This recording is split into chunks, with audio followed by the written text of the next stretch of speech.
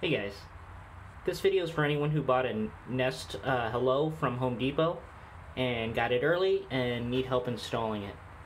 So here's mine installed.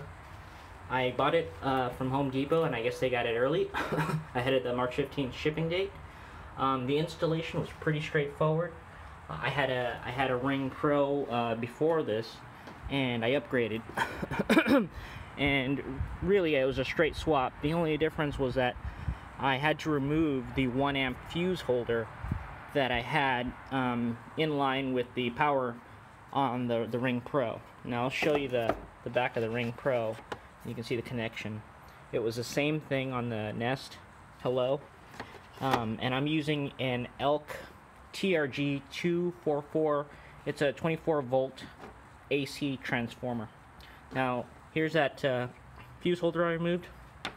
The Nest came with some tools and connectors that I didn't actually have to use, and it also came with this chime power supply kit that I didn't have to use, because again I'm not using it with an actual transformer or a chime.